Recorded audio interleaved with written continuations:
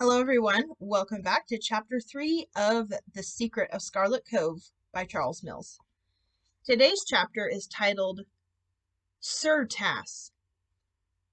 I don't really know what that means, but I guess we'll find out. The smell of hot pancake batter tickled Alex's nose even before he reached room 20 of the Island Home Motel. He grinned broadly. That meant that his mom was not only up, but was also hard at work fixing his favorite breakfast.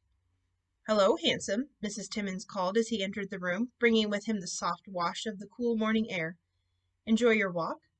"Sure did," Alex said as he eyed the thick brown discs sizzling on the portable grill resting on the table. "It's going to be an awesome day. Even the seagulls are extra hyper this morning." Mrs. Timmins motioned with her spatula. "Go wash up and help me set the table. I've about got our pancakes ready. And pour some tomato juice after you get the napkins out of the drawer. And if you promise to wash the dishes, I'll even let you sneak some cashews out of that bag by the fridge." "Deal," Alex said, grabbing the package of nuts and holding them out for inspection. "I sure do love these things." Mrs. Timmins flipped a pancake and glanced over at her son. "So what do you have planned for today?" Alex thought for a moment as he tore open the plastic pouch. "I thought I'd go over to the library and see if they have any books on dolphins. I'll need some more information for my report. And yes, I'll stay on the main roads, and yes, I'll always be where people can see me." Mrs. Timmins smiled and then cleared her throat. "Well, I've got a date." Alex's cashew-laden hand paused halfway to his mouth. "A date?" "Yep." "You mean like a boy-girl thing?" "I certainly hope so." Mrs. Timmins felt her son study her from across the room. "Who is he?" "A local businessman. We met yesterday at the grocery store. I was in the produce section, and he was looking for dairy foods." Alex frowned. "And he asked you for a date in the dairy section?" "Well, actually, he asked me where the yogurt was. I told him I didn't know because I was from out of town. He said he's lived on the island for a year now and still doesn't know his way around the aisles. He said he could swear that they keep moving things around just to confuse him." Alex slowly placed a cashew into his mouth and chewed thoughtfully. "Mom, you do know why single men go to the grocery store, don't you?" "'Cause they're hungry?" she smiled. He grinned back. "Well, that too. And they're also looking for women, especially those who can cook." "And that's a bad thing because he may not be good enough for you." Mrs. Timmins smiled. "Aren't you sweet? Seriously, Mom, what do you know about this guy?" "Well, he's smart, he dresses well, he speaks using whole sentences, he doesn't drool, and he makes me feel, I don't know, happy." Alex nodded, still unsure of the situation. "So where is he taking you on this so-called date?" Mrs. Timmins tossed a pancake onto the plate. "Well, he said he'd take me to the Maritime Museum. You know, that place on Beach Road just before you go over the bridge. Then he suggested that we check out the wildlife loop, hunt for shells on the beach, and then enjoy supper at one of those fancy restaurants closer to town. Italian, I think." "You're spending the whole day with a guy who can't find yogurt?" Mrs. Timmins spread a thick layer of maple syrup over the pancakes on the plate and handed the steaming pile to her son. "Think you can manage without me?" Alex sighed and dug some butter out of the little bowl by his plate. "I guess so. Will you leave me some extra money so I can buy a bag of taffy at the Pony Tracks gift store? I'll be sure to get lots of peppermint ones just for you." "That's my baby. We've got plenty of good food right here in the room when you get hungry. As a matter of fact, I'll make you a lunch you can carry it with you on your bike. That way you can spend the entire day out in the refuge. What do you think?" Alex said, and a smile started to spread across his face. "Sounds like a plan. I know just the spot where I'll eat my lunch." He glanced over at his mother. "But I'll be worried about you." Mrs. Timmins settled herself beside her son and wrapped her arms around him. "You are such a sweetheart," she said softly, "and I love you very, very, very much." "Mom," Alex said as she tightened her grip, "can you love me very, very, very much after breakfast? My pancakes are getting cold." Mrs. Timmins laughed and released her hold on her son. She took his hands in hers, and the two bowed their heads and reverently offered thanks for the meal they were about to enjoy. Then they dug their forks into the steaming stacks and began savoring the sweet, earthy taste of their breakfast, each eagerly looking forward to what was coming in the day. The Chincoteague Town Library wasn't nearly as large or crowded as the one in Cypress Hill, but Alex didn't mind. Being on a seaside island assured that there'd be plenty of books focused on marine life, including colorful volumes exploring the habits of one particular creature frequently seen frolicking in the waves beyond the breakers. Selecting a book that looked especially interesting, he found a spot by a window and sat down to read more about this beautiful animal he was coming to appreciate. The first page pictured a male dolphin moving through the currents in some faraway bay, and another picture showed members of a dolphin pod leaping and racing about in the foamy bow spray of a tall ocean liner as it sliced through the water. The text read, "Dolphins almost constantly send out clicking or whistling sounds. They create about 300 sounds a second in a mechanism located just below the blowhole. The oily melon in the animal's forehead amplifies these clicks. Echoes of clicks or whistles that have bounced off objects are picked up in an area of the dolphin's lower jaw and are transmitted to the middle ear. Echolocation, the use of reflected sound waves to determine position, makes it possible for these amazing animals to move among their companions and larger objects, as well to detect fish, squid, and even small shrimp." Alex allowed his gaze to wander as troubling thoughts filled his head. Dolphins were extremely agile, able to play tag with speeding ocean-going vessels, and they could detect a tiny squid swimming in a midnight ocean. Yet just the day before, he'd seen sickening evidence of a dolphin that had apparently run into something and drowned. Didn't make sense yesterday, and it didn't make sense today. Deep in thought, he absent-mindedly scanned a row of newspapers fronting a display case nearby. It seemed that Chincoteague residents were up in arms about a proposed motel that someone wanted to build at the lower end of the island. "Building permit rejected by city council," read one headline. "Mayor against land acquisition," read another. "Growth brings troubling challenges," heralded yet another. Alex nodded in silent agreement. He didn't want to see the island become any more built up than it already was. Even during the years he and his mom had been coming to spend their vacations on the town's quiet streets, they'd seen unmistakable signs of growth. Some additions to the town had brought a certain beauty and charm. Others, such as fast food restaurants built beside a pristine inlet, certainly had not. "The U.S. Navy tests new sonar in bay." Alex blinked. What was that? His eyes narrowed slightly as he read the bold letters printed across a recent edition. U.S. Navy tests sonar in bay. Here was something interesting. Chincoteague was going high-tech. Alex walked over to the display case and picked up the paper. "The United States Navy is conducting tests of their new surveillance towed array sensor system, SURTAS, low-frequency active sonar in Tom's Cove this week," the article began. "According to military officials, this new kind of sonar will help the U.S. Defense Department detect today's quieter submarines when the system is deployed throughout most of the world's oceans."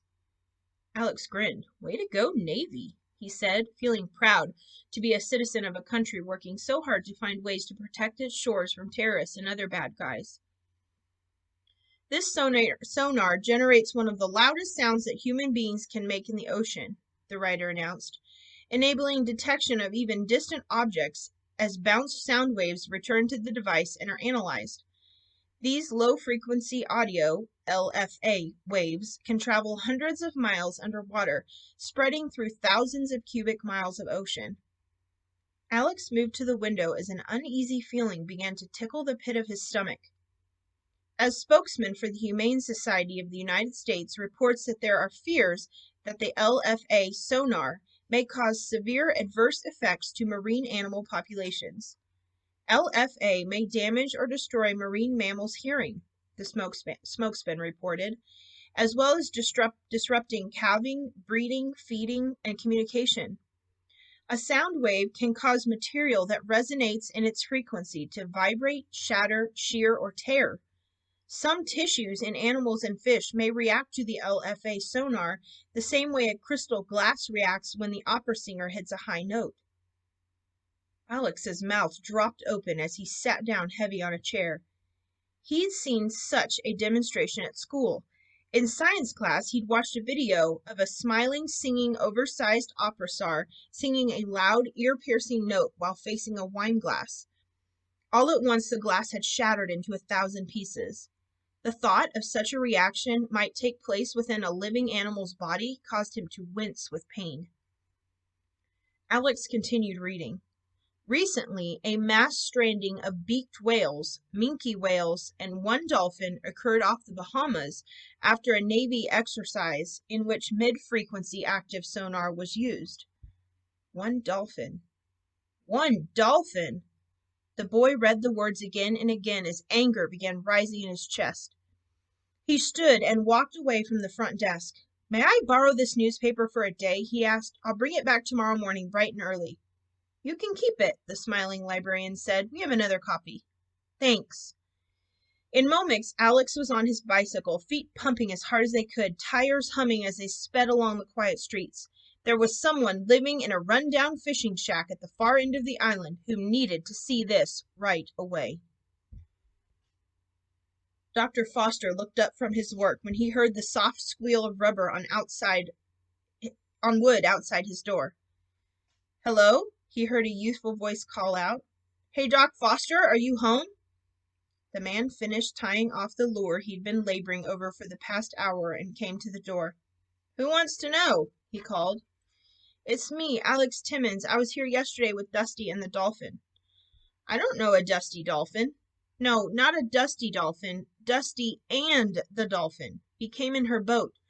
The dolphin was dead and you cut it open, remember?"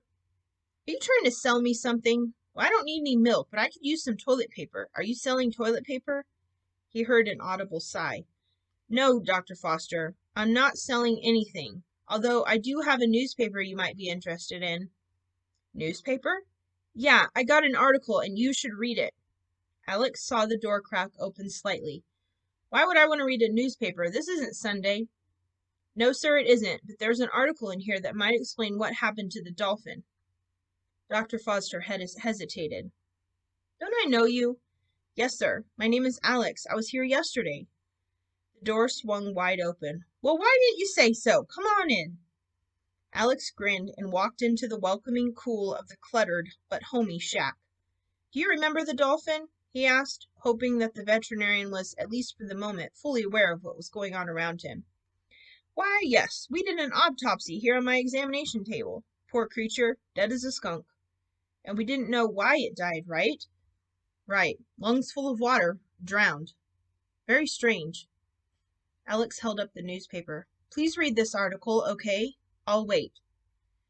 The old man took the paper from Alex's outstretched hands and settled himself on a bench by the table. He fished a pair of wire-rimmed glasses from his pocket and placed them on his nose. "Let's see here," he said, adjusting the newspaper carefully. Alex watched him scan the words, lips moving slowly as the message of the article penetrated the all-too-often random thoughts pattern of the old man. When he finished, he handed the paper back to his visitor. "The bruising on the snout," he said quietly. "The dolphin became disoriented and probably frightened during the underwater test and swam full speed into a piling or the side of a boat or something, and it knocked her out. She floated just below the surface and without regaining consciousness, died. Drowned." Alex nodded slowly. "That's what I thought happened too." He stood in silence for a long moment. "So what should we do?" Dr. Foster spread his hands in a gesture of helplessness. "Sounds like the Humane Society is already on the case. I don't think there's anything else we can do but hope that they're able to get their message through to the Defense Department." Alex nodded and then sighed. Turning toward the door, he said quietly, "I guess you're right. Thanks, Doc." The man removed his glasses. I want to thank you, young man." Alex paused. "What did I do?" Dr. Foster pointed at the newspaper and then toward the window. You cared for one of God's creatures. You and Dusty. Not too many young people today seem to care much about anything. The old man rose and stood in front of a framed license hanging on the wall by a photograph of a much younger version of himself, surrounded by farm animals. A large stethoscope hung from his neck. Alex, he said, I've spent my whole life in the company of animals, treating them, helping heal their diseases, and many times ending their lives peacefully when their illness or injury proved more than they could handle. I've seen these creatures at their worst and at their best, but I can tell you this. Every one of them lived and died with dignity. I'm afraid I can't say the same about humans. Of all the members of the animal kingdom, humans have been the most destructive and unforgiving. Young man, if you want to help dolphins or any other innocent creature on Earth, then the best thing for you to do is keep carrying on about them. Be their voice, say the words they can't say, and then each day find some way to let the world know that you're not going to sit still and watch them get hurt because of people's selfishness and greed. Do you understand? Alex nodded. Yes, sir, Dr. Foster. You can count on me. Alex saw the man's face change expression. It was as if the curtain had been drawn across his thoughts. I'm hungry, the doctor said. Did you bring the soup? You promised you'd bring me soup. Alex lifted his hand and ran to his parked bicycle outside the door. Don't have soup, he called, but how about a delicious peanut butter and jelly sandwich? Will that be okay? Certainly, the old man said with a smile creased his weather face. You're a good son. Such a thoughtful son, and you take such good care of me. How are the wife and kids? Taking the sandwich from Alex's outstretched hand, he added, But I can't stay for supper. Got work to do. They need me in surgery. Okay, Alex called as the door to the shack closed, sealing the old man inside his safe and undemanding world. With a sad smile, he climbed aboard his bicycle and headed back toward the street, the old man's words still ringing in his ears. Be their voice. Be their voice. He knew it was a message that Dusty had heard too, from those same old weary lips. With each pump of his pedal, Alex's determination grew. Yes, he would join the fight to save the dolphins that swam the sparkling waters out beyond the breakers. That is the end of Chapter 3. Join us tomorrow for Chapter 4. Thanks for listening.